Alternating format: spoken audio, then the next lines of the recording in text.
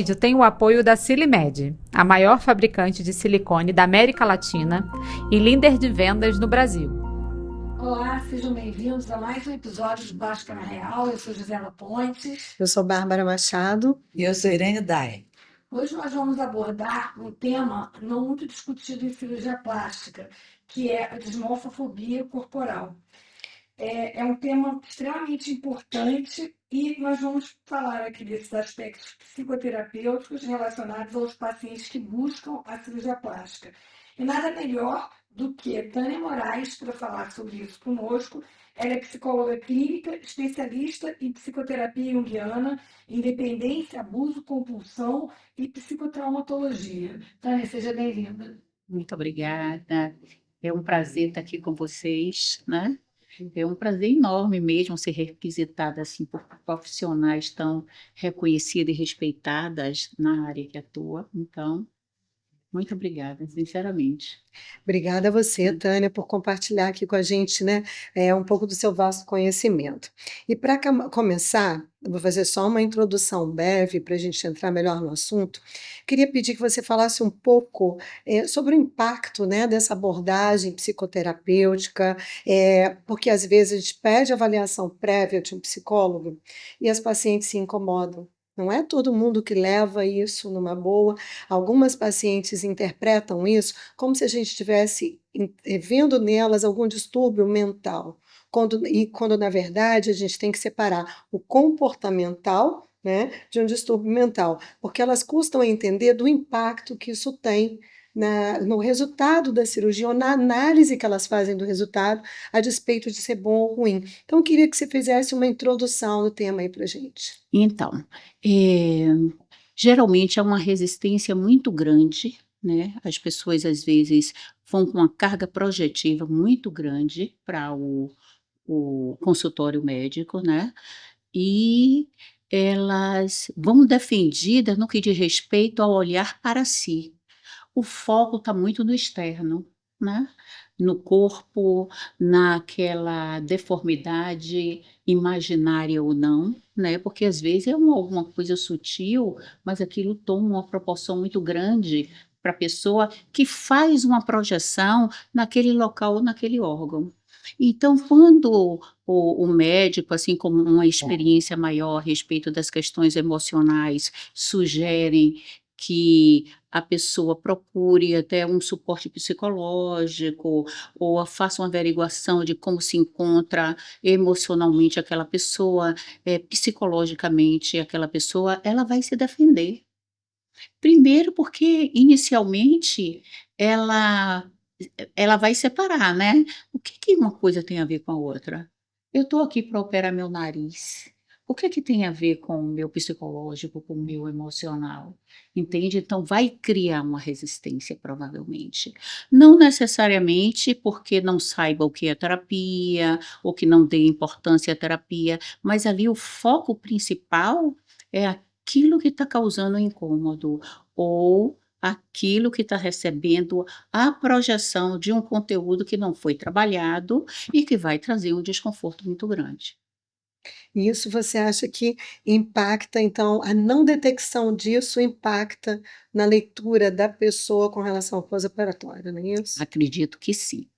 Eu me lembro que uma vez a gente conversou sobre os pacientes especificamente, né, do nariz, que você comentou que às vezes a pessoa tem uma imagem a que ela mesma não tem acesso, porque está no subconsciente. Queria que você explicasse um pouquinho melhor isso para a gente. É, geralmente a gente tem muitos traumas, né? Todos nós temos traumas. E quanto menos esses traumas eles são reconhecidos e elaborados, mais eles vão se expressar em alguma coisa, ou num sintoma, né? Então, veja bem, quando a gente fala de dismorfia, corporal, a gente também está falando de trauma, né. Por quê?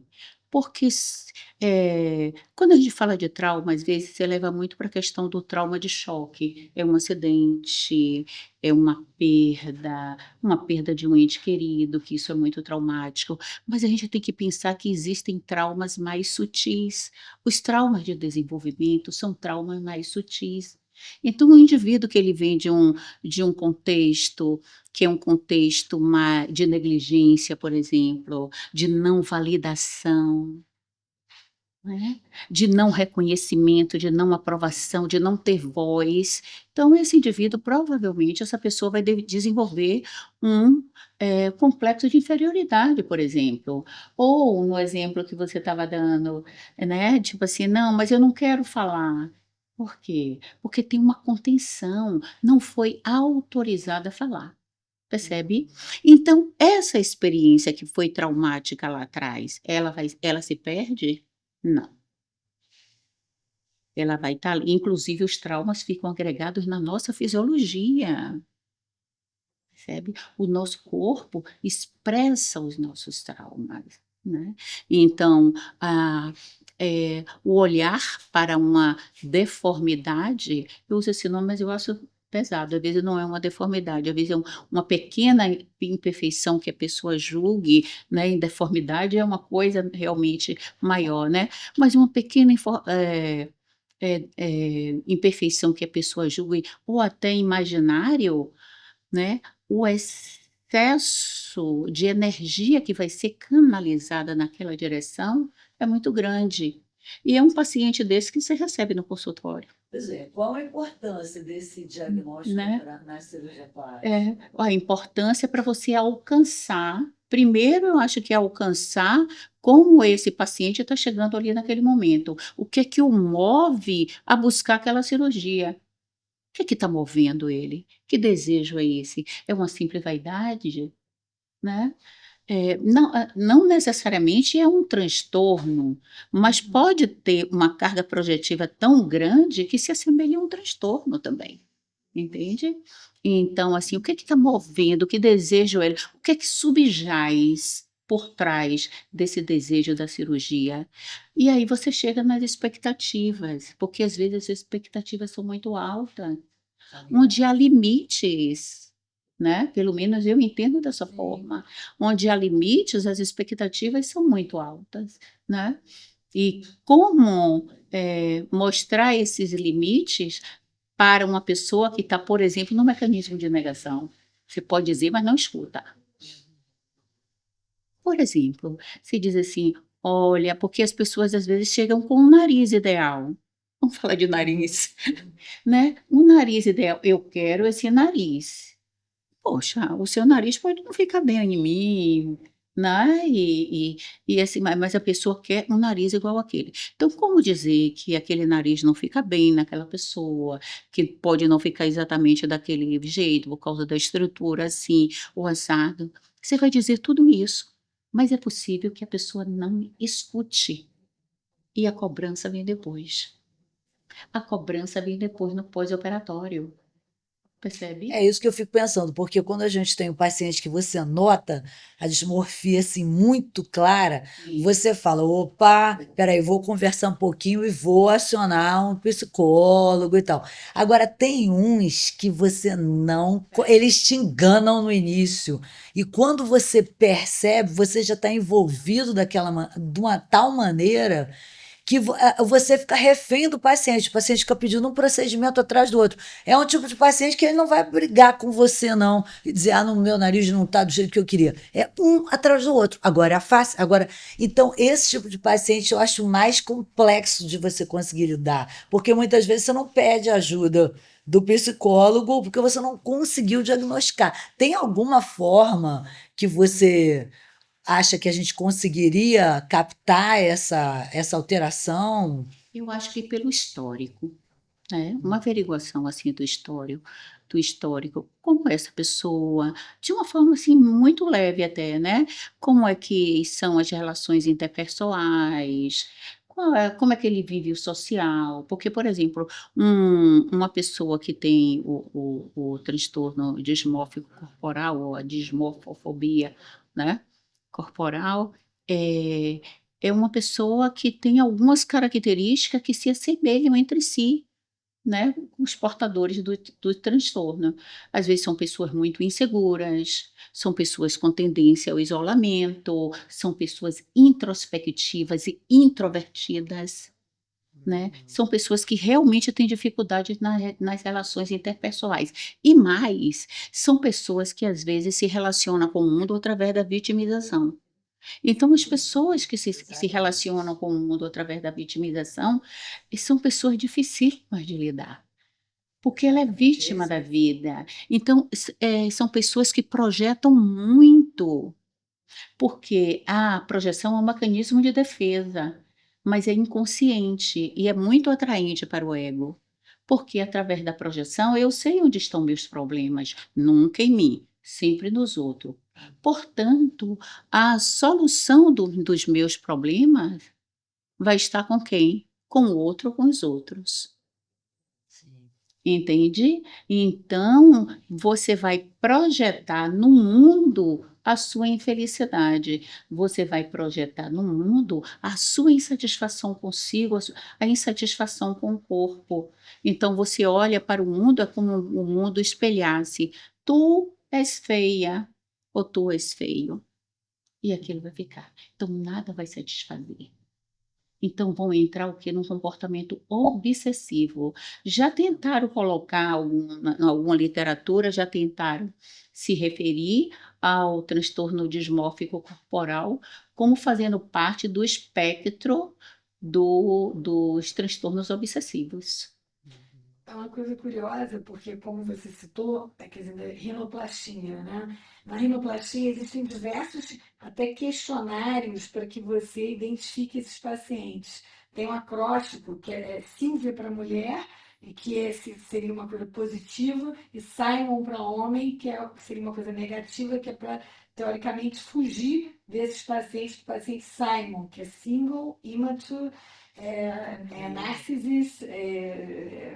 narcisista, solteiro, imaturo, meio, e tem o obsessivo, né? O ódio obsessivo. Então, esse acróstico, ele reúne, digamos assim, características no homem e que nós devemos fugir desse paciente, principalmente na cirurgia de nariz, que eu acho que é a cirurgia que mais causa problemas em algumas cirurgias na face desse tipo de paciente que ele tem um comportamento obsessivo e esse comportamento, infelizmente, ele só aparece no pós-operatório, né? Que nós brincamos e falamos sempre, até meu pai, ele é um cirurgião plástico de nome, tudo, e ele mostrava sempre nas palestras uma lâmpada rodando, como se fosse, e que aquela lâmpada era amarela, de repente, quando acendia vermelha, você tinha que fugir desse paciente. Quer dizer, você negava esse paciente, que é melhor negar uma paciente do que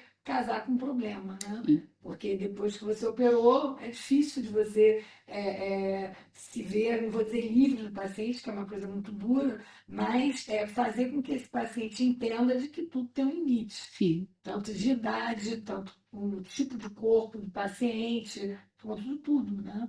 Então, como é que a gente pode fazer, a Irene já perguntou, mas assim, para que nós possamos nos proteger? Quer dizer, isso seria uma avaliação psicológica prévia?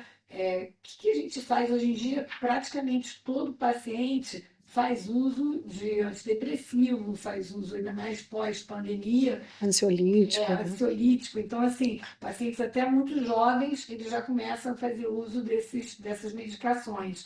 E como é que nós, cirurgiões, quer dizer, podemos, às vezes, por tentar ajudar o paciente, quer dizer, tentar, ou até, quer dizer, o cirurgião tem dois momentos perigosos, quer dizer, um momento muito jovem, e que você tem vontade de operar, porque não tem clientela, e um momento também que a pessoa está mais velha e acha que pode transcender aquele problema do paciente, que a sua capacidade em ajudar é maior do que o paciente pode querer, e que você pode conseguir atingir aquela expectativa do paciente. O que a gente pode fazer? Eu penso que um caminho que poderia ser mais linear, digamos assim, é perceber o nível de expectativa presente que ele chega.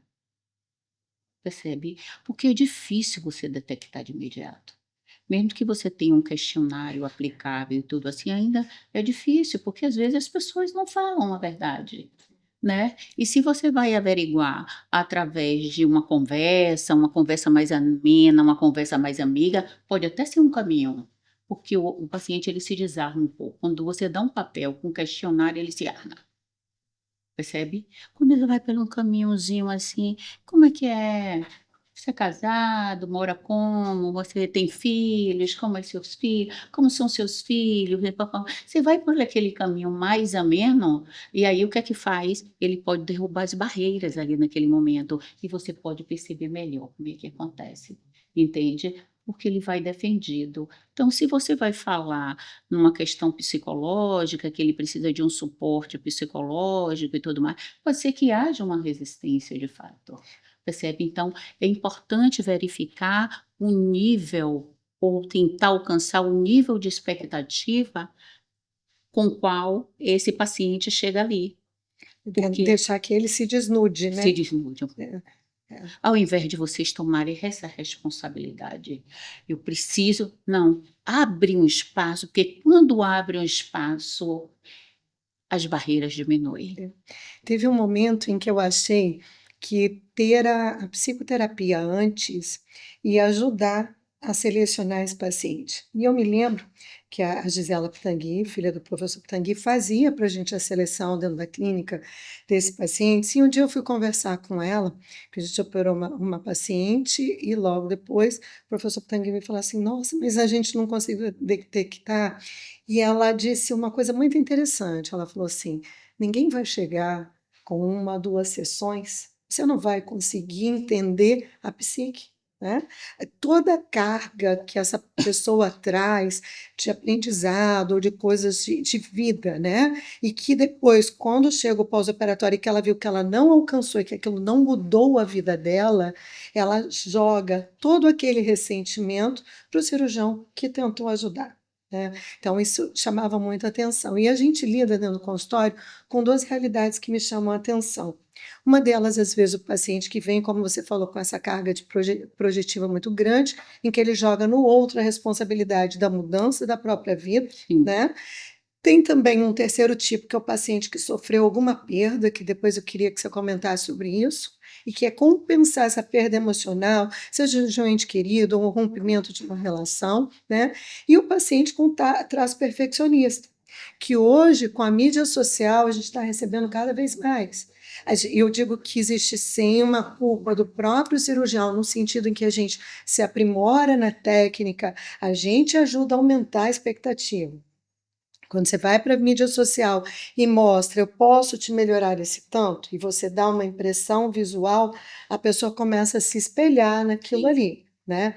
Então, eu queria que você comentasse esse aspecto, né, da perda, do aspecto da perda, e do segundo, que é a gente fugir dessa armadilha. Chega o paciente que começa, olha, você está vendo o meu nariz, eu gosto, mas tem esse detalhezinho que eu não gosto. Ou então eu gosto da minha mama, mas você está vendo essa cicatrizinha com esse detalhe. A pessoa que se apega ao pequeno detalhe, onde é que estaria o problema? O que está sublimado ali ou escondido? Vou falar. Na ferida. Nós temos muitas feridas. E quando a pessoa é muito perfeccionista, ela é rígida. Ela é rígida para consigo. Percebe? Primeiro, ela é rígida para consigo. Geralmente, por trás subjaz a ferida da injustiça. Percebe? Interessante. Às vezes são pessoas que foram muito injustiçadas na vida. Às vezes uma criança. Uma injustiça pode não ser uma catástrofe. Pode ser como aquela criança integrou aquela experiência. Um pai que deu alguma coisa ao filho, privilegiou o irmão em detrimento dela. Pode ser qualquer coisa que leve a uma injustiça. Então, qual é a máscara que ela vai desenvolver? Ela vai desenvolver a máscara da rigidez. Portanto, a perfeição. Então, não vai passar um detalhe. Ele vai lhe dizer exatamente como ele quer o nariz. E vai cobrar por isso, muitas vezes, né? Então, quando chega uma pessoa dessa com esse nível de exigência, isso é um sinal de alerta. É a luz vermelha do professor É. Arnaldo Pontes. Pronto. Eu diria que vocês olhem, porque é um sinal de alerta quando chega com esse nível de perfeccionismo, de detalhe e de exigência. Você vê que ali tem uma pessoa rígida na sua frente. Não precisa você dizer que ali tem um diagnóstico de uma dismorfobia, não, mas Que nem é o caso, né? que pode nem ser o caso Uhum. exatamente, mas que ali na sua frente tem uma pessoa rígida e que certamente vive as consequências de uma ferida desenvolvida lá atrás, devido a uma injustiça, e é possível, entende? Então, eu acho que todos esses aspectos são sinalizadores para vocês terem, assim, tomarem algumas precauções também nesse sentido, né? Porque é, senão a gente fica muito refém do paciente também, né? O profissional também ele não pode ficar refém do paciente. E eu me incluo, assim, né? É outra coisa que eu faço, mas eu me incluo porque às vezes tem pacientes que chegam, que você, no meu consultório, que não é detectável de imediato o que é aquilo, percebe? Porque ele chega defendido. Uma das coisas que eu faço no meu consultório é tirar o sapato, né? As pessoas entram sem sapato, né? Por quê? Porque o sapato é uma proteção também. Então, quando você tira o sapato, você solta um pouco. É imediato isso, né? Ele solta um pouco, aí fica mais à vontade. Ah, posso botar o pé assim? Isso faz com que até o corpo, eu observo muito o corpo, eu trabalho com o corpo, né? Que eu trabalho com Linguagem trauma, corporal? né? É, porque eu trabalho com trauma, né? Porque o corpo fala, né? Então, às vezes chega, a postura como chega. Sabe que isso é muito importante, é muito fácil observar? Como é que essa pessoa está chegando? Qual é a postura? Como está sentada diante de você? Está assim? Solta, fechada. Tudo isso também é um sinalizador. E eu acho que assim, do mesmo modo que a gente tem que tentar captar esses sinais, o paciente ele também chega te diagnosticando, porque eles conseguem identificar o tipo de pessoa que eles vão manipular, ou até quanto você manipula. Eu percebo muito isso. Eu tenho vários pacientes assim e com essa característica de querer fazer várias cirurgias. E vai fazendo. Não é que, isso que eu falei, não é que ele briga com você e diz que não volta mais, não. Ah, não gostei muito disso aqui no nariz, mas agora eu acho que eu vou operar minha mama. Aí começa a fazer várias cirurgias. Até o momento que você fala, não dá mais, parou. Aí você faz a ruptura do relacionamento. Então, o que eles querem é que você vá fazendo sem parar, porque é isso que é o objetivo. Então, eu acho que eles também percebem no médico, na gente, no caso, até onde eles conseguem ir, se é o tipo de pessoa que ele vai conseguir manipular, entendeu? Se for narcisista, então.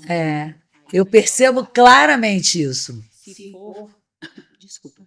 Se for uma pessoa que tenha um transtorno narcisista, que é uma das características dessa pessoa é ser muito manipuladora, e são pessoas que buscam muito o tratamento estético dessas pessoas, né? Porque elas precisam estar em evidência, elas precisam se sentir bonitas, elas precisam ser admiradas, mas são pessoas altamente manipuladoras e às vezes são cruéis, né, na sua manipulação, né? E eu penso também que os profissionais, eu me incluo também, a gente precisa se proteger um pouco também em relação ao que a gente faz também, porque é uma carga, como eu falo, é muita projeção que nós recebemos, tá? E uma dica é assim, tem que ser uma consulta bem mais demorada, né? Para você conseguir perceber esses aspectos. Porque a gente muitas vezes faz aquela consulta basicona assim, marca a cirurgia. Eu sei que é difícil, né? Mas assim, é um outro caminho de fato, porque se você vai em um questionário, a pessoa nem responde direito. As pessoas até mentem, vocês sabem Sim. disso.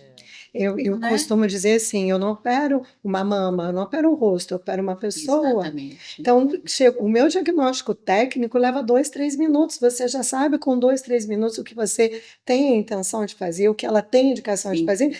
Vai discutir os detalhes, digamos, mais 10, 15, e você tem que levar ali mais 40, 50 minutos para conhecer a pessoa em quem você vai intervir, Sim. né? Porque eu me lembro uma vez que o paciente entrou no consultório e ela chegou para mim assim, eu perguntei, então, em que eu posso te ajudar? Eu vim aqui operar o meu rosto, o meu peito, quero fazer uma lipo, quero fazer uma coisa na perna, eu quero mexer em tudo. Aí eu falei, ela, eu não gosto de nada no meu corpo. Eu preciso mudar algumas coisas. Eu falei, bom, o que que você precisa mudar na sua vida que você quer usar o meu bisturi para fazer? Opa, que E ela maravilha! começou a chorar. E ali eu fui entender que existia toda uma história por trás, que envolvia o casamento e que ela precisava fazer uma escolha difícil Sim, entre realizar um sonho dela, né, em que ela tinha o sonho da maternidade e ficar com a pessoa que ela amava, que não queria mais ser pai. Então, naquele momento eu entendi e desenvolvi uma afinidade muito grande, uma amiga muito querida, porque ela falou, o que que eu pedi para ela primeiro? Vamos para a terapia primeiro. Eu vou te ajudar. Porque, na verdade, é importante que os pacientes que estejam escutando a gente entendam que o fato da gente pedir a terapia não quer fechar, a gente não está fechando a porta para a não cirurgia. É para que ela consiga, a gente consiga descer no patamar igual. Porque às vezes a expectativa está muito alta, né? Ou a análise que ela tem sobre a deformidade dela é tão radical, é tão sim, dura com ela mesma, que a gente tenta trazer para um caminho comum. Então, a terapia é esse meio do caminho, né? Não quer dizer que a gente identifique no paciente alguma alteração, né, no sentido emocional e que a gente esteja fechando portas. E isso é uma coisa que eu via na consulta, quando eu falava da terapia, a pessoa falava, então você não quer me operar? Você não vai me operar? Não, eu vou te operar, eu só quero que o desenlace disso seja o melhor possível. Eu acho que a grande maioria dos pacientes hoje que vem com uma expectativa alta marcada por aquilo que a gente já comentou, né? Ou às vezes vem porque precisa de uma mudança de vida também, que pode passar pelo corpo sem problema. A gente vai envelhecendo ou vai adquirindo. Às vezes, uma luta contra a balança, uma gordurinha que você quer tirar, e não é nenhum pecado, nenhum problema você querer fazer isso. Mas detectar esses momentos que podem, essas situações que podem gerar angústia no pós-operatório, porque elas buscam mais do que a gente pode dar, é muito importante, né? Eu acho que é o ponto de maior importância, mas é extremamente difícil. Por isso que eu acho que a Irene e a Gisela, né, insistiram nisso. Como a gente detecta, o que a gente pode fazer? Eu queria que você comentasse da questão das perdas, do luto, né? Como a gente lida, porque os pacientes vêm pedindo, né? Eu não sei se vocês passam por isso, né? As pessoas que sofreram perdas. Comenta um pouquinho, Gisela, o que você vê no dia a dia do consultório. Não, é exatamente isso, quer dizer, perdas de diversas formas, de separação, e todo tipo, quer dizer, que tentam buscar perdas graves, né? Uma paciente, recentemente, ela estava com um filho muito doente, ela buscou fazer várias cirurgias, já era paciente antiga, ela buscou fazer várias cirurgias, eu conversei com o marido, acabei, porque a gente sempre tenta acolher, né? Então, quer dizer, a principal objetivo do médico é sempre acolher o paciente. Mas é extremamente difícil quando você nota que aquilo ali é uma tentativa vamos dizer assim, tampar um buraco que eu não vou conseguir. No caso dessa paciente, um filho que estava falecendo de uma doença grave, de um tumor grave, e ela não tinha. O tamanho da dor dela era tão grande que ela buscou, segundo ela, um momento de felicidade que ela se referia à cirurgia anterior que ela tinha feito comigo. Então, ela queria repetir aquele momento de felicidade, obviamente não ia ter, né? E o que eu acho mais difícil é quando a gente detecta, porque as minhas consultas até são bem longas, que eu procuro saber exatamente com quem que eu estou me envolvendo naquele momento, que às vezes não é possível, e às vezes essas pessoas mudam, quer dizer, você operou há muitos anos e o tempo passou, a pessoa mudou, e às vezes você faz uma consulta mais rápida e não é bem assim depois, sim. né? Então, e principalmente esse paciente que você detecta que não deve operar, em um momento, como é que a gente vai falar para esse paciente que você não vai operar? Há pouco tempo também eu encaminhei uma paciente que até ela brincou comigo, acho que a senhora não quer me operar. E a gente querendo ser indelicada, mas na verdade, quer dizer, identifiquei que aquilo ali ia ser um problema que já foi de outros colegas e é passar civil, né? Como é que a gente, com delicadeza, usando todos os. Eu sei que não é fórmula de bolo, né? Isso tem que ter todo um estudo e tal, mas a forma de que a gente pode, que nós podemos é, é, delicadamente eu deixar esse paciente para um outro momento, ou alguma coisa assim? Quais as táticas assim mais possíveis de ser utilizadas num consultório, quer dizer, numa conversa? Uhum. Vou começar falando um pouquinho pelas perdas. Assim, as perdas, essa projeção nas lacunas, né, deixada pelas perdas, isso é muito importante, porque às vezes, ou uma separação, a perda de um ente querido, vai ficar um buraco, vai ficar uma lacuna, né? Então, às vezes, a busca, por exemplo, pode ser outras coisas também, podem ser outras coisas, mas a busca por uma cirurgia, por exemplo, é justamente numa tentativa de preencher a lacuna deixada pelo objeto perdido, percebe? Então, isso é muito doloroso, porque nesse caso que você está trazendo, ainda tem um agravante. A mãe se sente tendo poder de vida ou morte sobre o filho. Quando isso não acontece, ela desenvolve um processo de autorraiva, vai refletir como? No corpo, percebe? Nada vai estar bom, nada.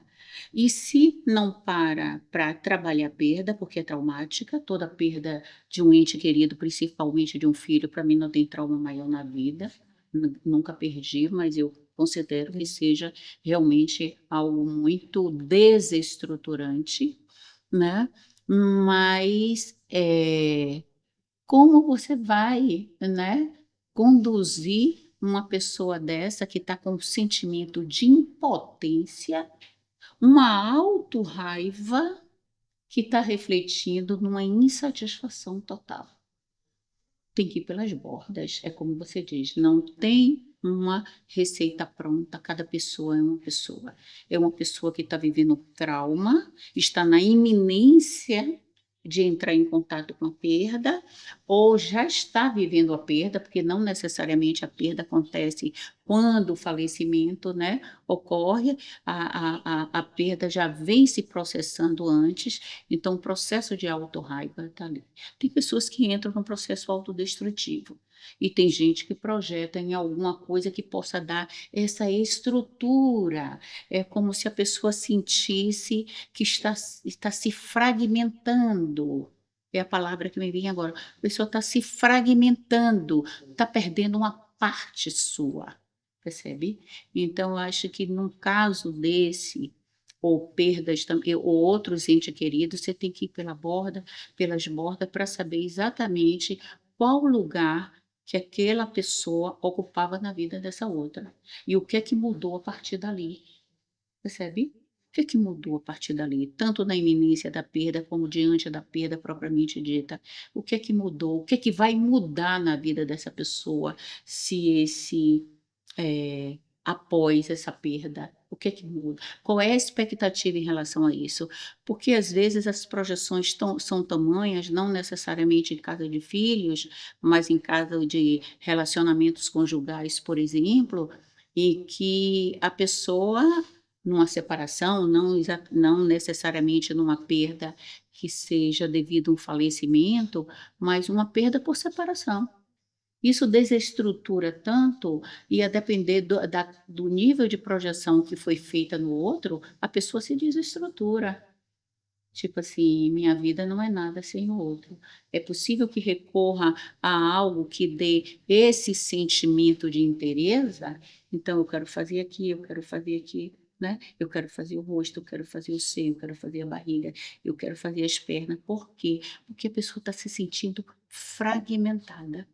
Então, pode ser um movimento de busca pela inteireza, o resgate das partes faltantes, percebe? São partes que vão sendo perdidas ao longo do caminho ou ao longo da situação que está sendo vivida, e de repente você tem essa necessidade. Você vai se perdendo de você mesma. É uma necessidade de se resgatar. Então, essa busca pode ser essa necessidade de resgate.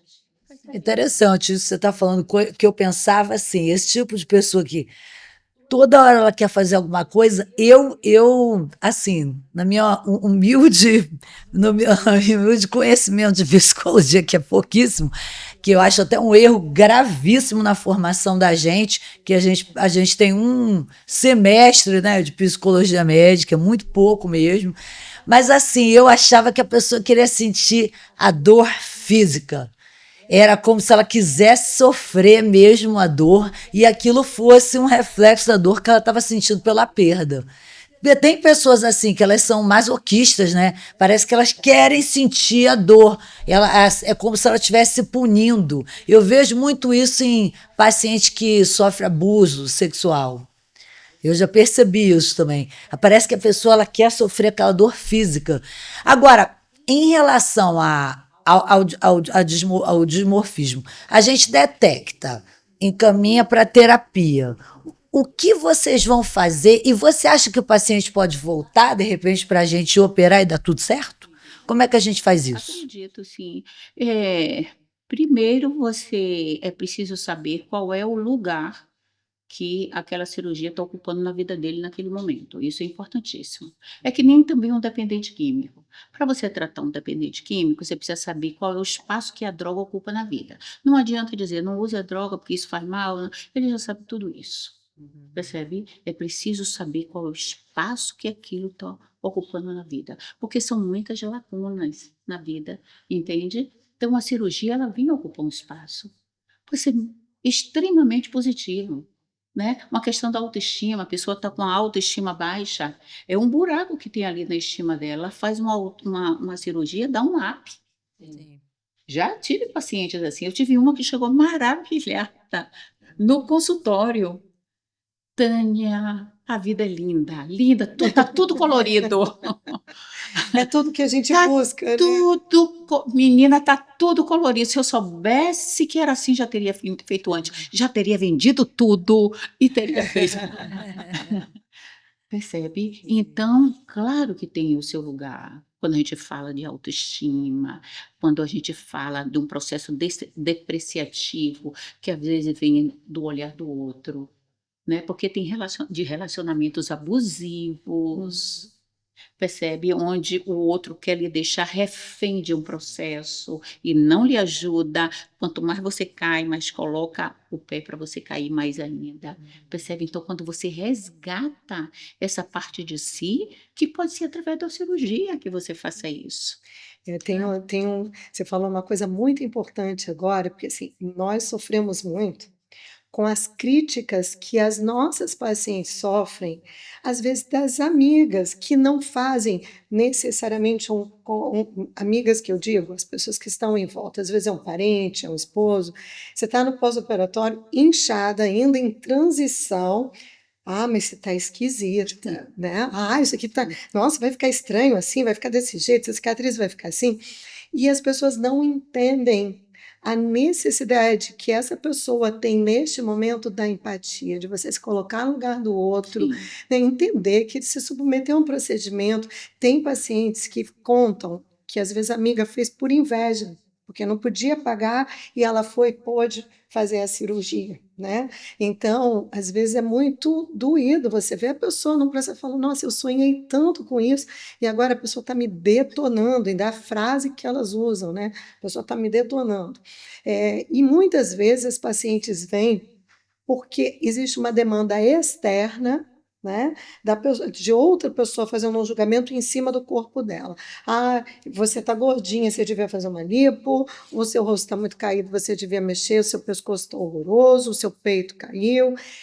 O que você diria para essa paciente que está escutando ali, ou para o colega? Né? Qual é o sinal? Porque às vezes a pessoa até tem essa demanda dentro dela, ela até gostaria, mas ela está sendo empurrada por outra pessoa nesse momento. Aí você já vê que tem uma estrutura de ego frágil, percebe? Porque quando você fica refém do outro, né, você está num momento de muita vulnerabilidade. Isso já aponta que você está muito vulnerável ali. Porque, claro que ninguém quer ouvir, você é feio, você está gorda, você está isso, você está aquilo. Percebe? Mas quando isso tem uma reverbera de uma forma muito profunda, é porque tem uma abertura maior. Senão você filtra a coisa. Você pode até dizer, realmente, estou barrigudinha mesmo, estou precisando fazer alguma coisa, entende? Mas quando aquilo reverbera dessa forma, é porque tem um espaço que está aberto para isso. Percebe? Então, é importante perceber que tem uma vulnerabilidade, tem uma fragilidade, que às vezes, nesse momento de muita vulnerabilidade, muita fragilidade, né, a cirurgia também pode entrar como consolo. Percebe? A cirurgia pode ser um up, de fato, né, da pessoa se sentir melhor, de resgatar uma parte sua faltante de um feminino que ficou perdido lá atrás. Porque, por exemplo, tem mulheres, por exemplo, que são mães, assim, 1, 2, 3 filhos, e aí ela fica um período que uma parte desse feminino fica de lado, fica stand-by. Ela vira sua mãe, né? Ela vira Esquece da sua mãe, feminilidade. que é um arquétipo poderoso, que vem e toma frente de tudo, né, em detrimento de outros aspectos femininos dela.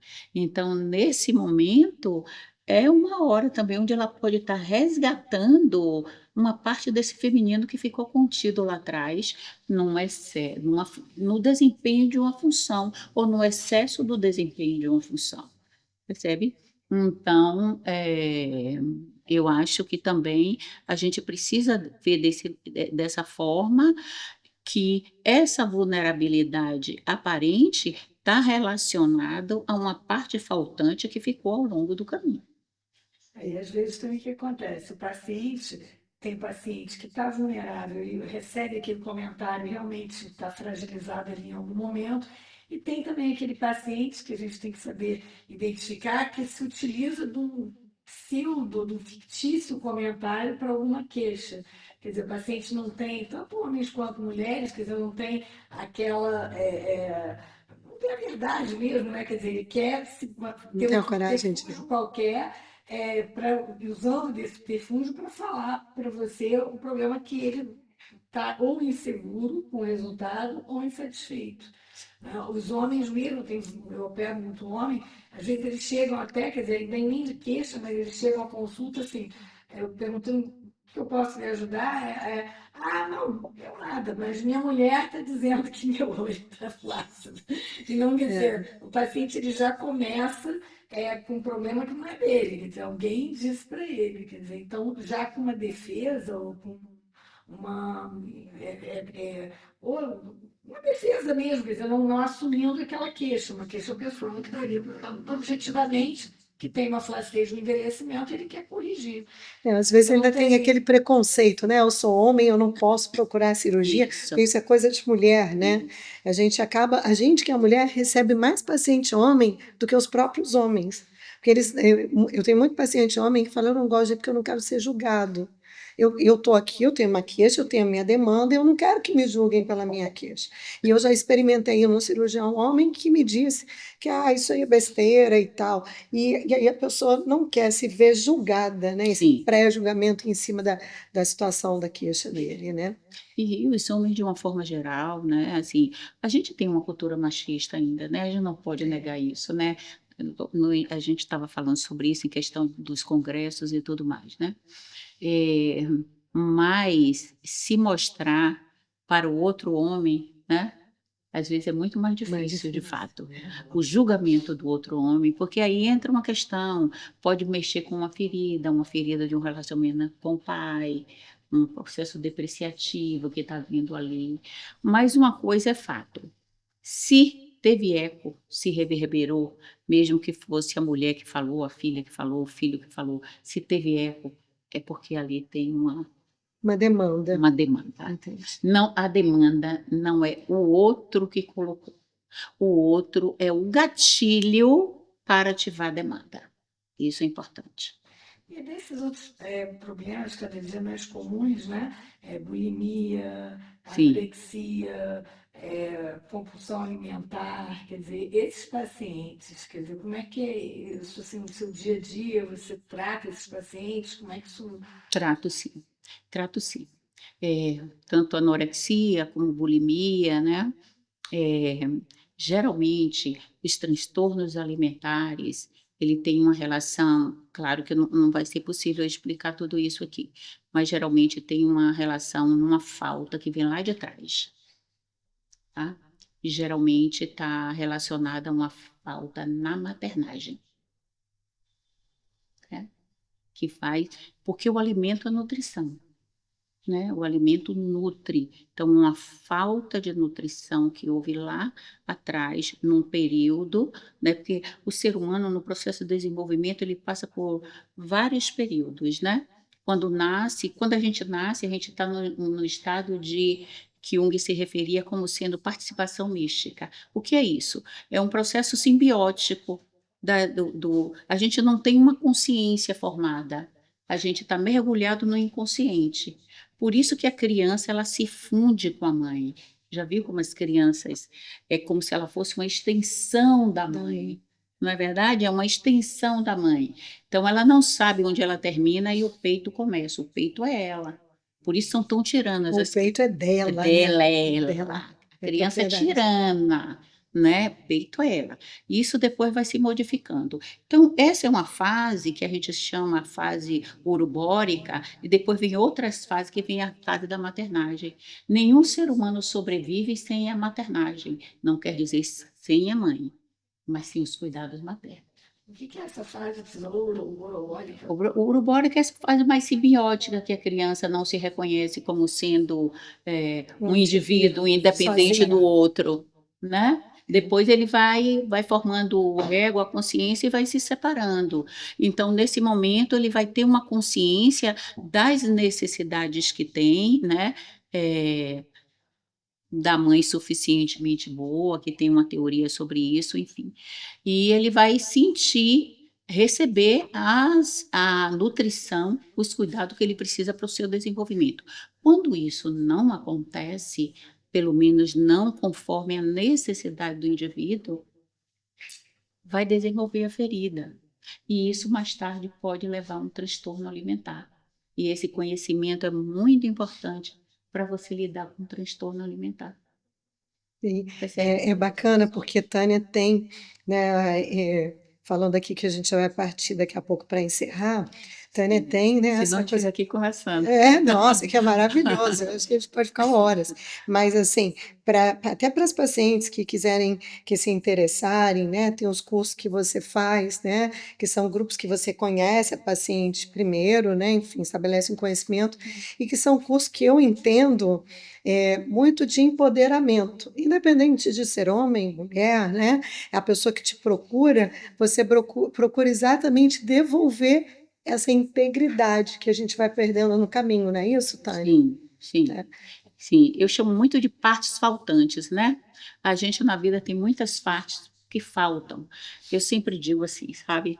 Que pelo menos os primeiros 20 anos da vida, a gente vai selecionando o que a gente vai botar na nossa sacola, né? Com um olhar de desaprovações, de censuras e tudo mais. Então, assim, a gente precisa ser aceita pelo mundo e pelas pessoas. E a gente faz o quê? Aquilo que a gente julga e que o olhar externo não é compatível com aquilo que a gente tem, então a gente faz o quê? Vai tirando e jogando na sacola.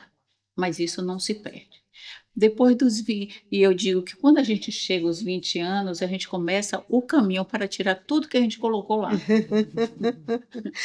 Tudo que acumulou, você quer Tudo que devolver para o mundo. acumulou. Então, são muitas partes faltantes. E essa consciência que eu acho bacana. Assim, eu não sei se eu respondi assim, as questões exatamente que vocês fizeram, ou não dei a resposta esperada, porque quando a gente fala de subjetividade, né? É difícil, né?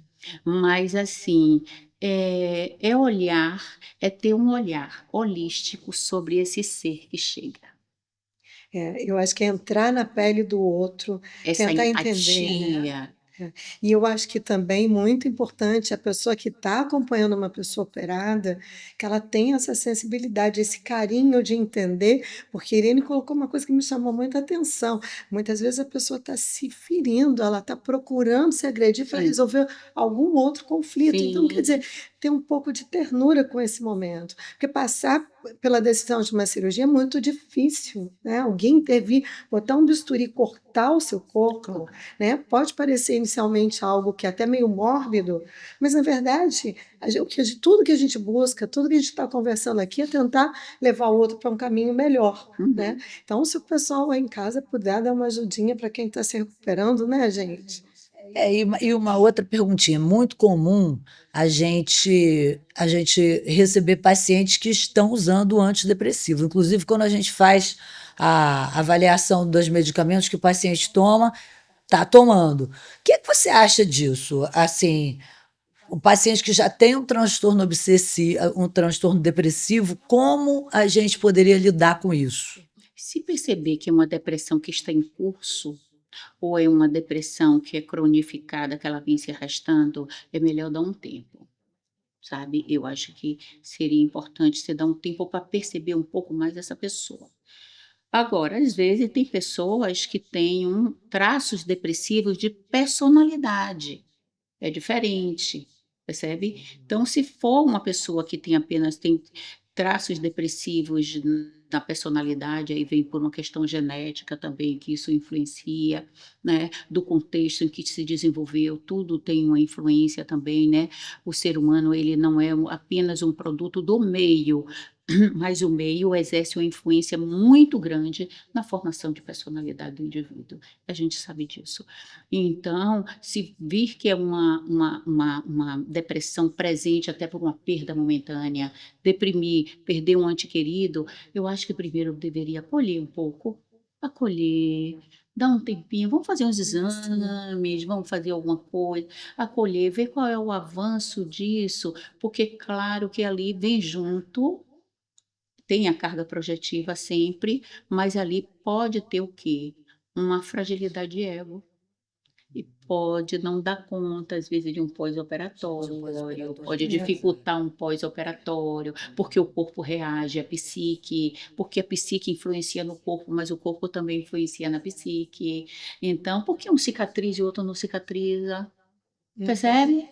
Porque, nossa, mesma coisa, um cicatrizou, outro não cicatrizou, com histórico ótimo de cicatrização, porque não cicatriza, percebe? Então, essa vulnerabilidade momentânea influencia como o corpo reage também. Então, acho que isso, Saber entender esse momento do entender paciente é esse importante. momento, né? Agora, se for apenas uma pessoa que tenha traços depressivos na personalidade, sempre foi assim, sempre foi triste, não, um pouquinho mais de cautela, mais de cuidado, mas nada disso impede que a pessoa seja operada. O que eu estava dizendo no início, hoje em dia é quase impossível no histórico do paciente você buscar alguém que não use medicação nenhuma, é muito difícil. É porque as pessoas precisam separar o que é depressão e o que é tristeza. Tristeza faz parte da vida de todo mundo. A gente fica triste, a gente não passa todos os dias alegre, mas as pessoas não suportam a tristeza e confundem com depressão. É. Melancolia está lá, não posso deixar de falar isso, está lá no Evangelho de Jesus, a melancolia, né? Saber aceitar que o humor ele pode oscilar e ser normal. Moderna e que é naturalíssima. Tem dia que a gente não quer nada, a gente não quer conversar, a gente quer chorar e tá tudo certo, gente. Mas não, né? Então recorrem de imediato a um ansiolítico, um antidepressivo, porque o ego não suporta entrar em contato com desconforto. Eu sempre digo que um dos grandes desafios da vida não é a gente evitar o desconforto. A gente não consegue, porque tem algo que não depende de nós claro. e que causa o desconforto. Mas qual é o desafio? A gente ampliar o nosso continente para lidar com o desconforto e desenvolver recursos para Lidar com ele. lidar com ele. A saúde mental é fundamental, quer dizer, nós no consultório, então nós buscamos a saúde física, identificando algum problema, algum familiar que identifique algum problema nesses pacientes, que busquem tratamento e busquem profissionais adequados, que também é difícil hoje em dia, né? Profissionais adequados que possam tratar e que possam, pelo menos, mimetizar temporariamente esses problemas, né? E eu acho que a gente também, como médico, né, a gente precisa, porque além de você estar lidando com toda essa ansiedade, às vezes você mesmo não está bem. E isso o paciente percebe, o jeito que você lida com uma situação dessa que você estando bem, você conseguiria resolver, você não vai resolver. Eu acho que isso é uma grande causa de quebra de relação médico-paciente, que acaba virando processo judicial. Isso eu tenho percebido muito. É muito difícil alguém falar assim, olha, A cirurgia foi. Às vezes você tem complicações gravíssimas, os pacientes ficam achando que você é um salvador e não que você é o causador. E às vezes eu participo de muita perícia, aí você olha e diz assim: nossa, mas que cicatriz boa, e o paciente está dizendo que está horrível. Mas na verdade vai falar: ah, mas ela me bloqueou no WhatsApp. A causa foi essa. Então, assim, às vezes você não está bem, você não consegue lidar mais com aquela pressão. Então, eu acho que além da gente avaliar todos esses aspectos do paciente, a gente mesmo precisa, né? Eu já atuei no hospital como psicóloga uma época da minha vida, e um dos trabalhos que eu fazia era um trabalho com os médicos, com a equipe, que é muito legal, sabia? Assim, essa troca, essa conversa, esse desabafo, porque às vezes é dado ao médico, às vezes, um lugar assim muito de poder que não pode fragilizar, às vezes não pode sentir, e não é nada disso, né? Então, ele precisa ter recursos, lógico, né? Precisa ter recursos, como todos nós precisamos ter recursos para lidar com as adversidades da vida. Mas eu acho que é bacana. Na verdade, todo mundo precisa. Todo mundo precisa. Olha, quando eu faço meus grupos, eu estou ali no meio também, nos meus processos, refletindo sobre as minhas questões, minhas coisas, né? Claro. Todo É que eu acho mundo. que a gente, assim, tem uma cobrança muito grande em cima da gente. Cirurgião plástico sofre muito essa demanda Sim, por tudo isso que a gente conversou sim, aqui. E a gente sofre muito quando não consegue atingir a expectativa do outro, que na verdade às vezes nem o outro sabe que nível aquilo exatamente. atingiu, né? Então o sofrimento é muito grande. E a Irene falou uma coisa muito interessante: a gente não é preparado para isso. Nós não somos preparados para a morte de um paciente. Eu não estou falando de cirurgia plástica, né? Mas um oncologista, um pediatra. Teve especialidades que ao longo da minha carreira eu achei lindas. Quando eu fui fazer cardiologia, que você via que você não curava, você só tratava, Sim, e aí você via paciente morrer. E eu, com 19 anos, eu comecei a ver, né, os pacientes com infarto dentro de unidade coronariana e de repente tinham parada cardíaca. Aquilo foi demais para mim. Porque você imagina uma pessoa de 19 anos, você não é treinado, sim, né, para lidar com a morte, para lidar com a perda. Eu acho que esse é o grande desafio. E é um convite mesmo, até para os próprios colegas. Eu acho que sim. todos nós, você tem toda a razão, todo mundo precisa, e que os pacientes não entendam. Quando a gente solicitar isso, a gente não está chamando ninguém de maluco, Não, muito pelo né? contrário, Pelo está contrário, cuidando dele. é para ser Gente, isso é um autoconhecimento, né? cuidado, isso é um cuidado com o É paciente. autoconhecimento. Quando você tenta dar algo mais de suporte para o paciente, ele deveria se sentir cuidado. Marô, né? Quer dizer, faz parte de uma avaliação, faz Sim, parte da avaliação pré-operatória, É. faz parte de todo um tratamento para que a gente possa seguir com tranquilidade o tratamento do paciente, né? sim. Seja físico quanto espiritual, né? E aí tudo flui melhor, porque quando tem um equilíbrio, né? Tudo flui melhor, inclusive o corpo reage melhor, né? Bom, eu acho que tudo maravilhoso, né? Lucas já está ali comigo, depois ele vai cortar esse pedacinho, né, Lucas? Mas enfim, ele já mostrou. Que a gente Encerra, já encerra foi então, além, né? Irene, faz algum comentário aí, encerra. Não, a gente podia ficar aqui conversando para sempre, né? Porque a gente tem outros episódios também muito interessantes sobre disforia de gênero, que tudo tem a ver com você. Nós vamos fazer um round. Mas eu acho que, assim, foi um episódio maravilhoso, porque a gente percebe que a gente pode dar um tratamento muito mais integral e integrativo ao nosso paciente, e que a gente, muitas vezes, como a gente estava comentando, empatia, muitas vezes a gente não está naquele momento realmente de ser o melhor médico para aquele paciente, né? Então, eu gostaria de te agradecer muito, e vocês têm aí encerramentos? Agradecer. Instituto Numen, né? Se o pessoal quiser entrar para ver ali, ver mais tarde curso para psicólogos, para os próprios pacientes. Atendimento terapêutico lá. Alguns profissionais também atuam junto comigo lá no Instituto, fica lá no Shopping Downtown. E vocês apareçam para tomar um café também. Vai ser maravilhoso. Que é curso para cirurgião plástico. É isso. E eu apareci para a cirurgia plástica. Então, gente, esse foi um episódio incrível aqui do Plástica na Real. Vocês sigam a gente no Insta e assistam no Spotify e no YouTube. Um grande abraço. Até lá.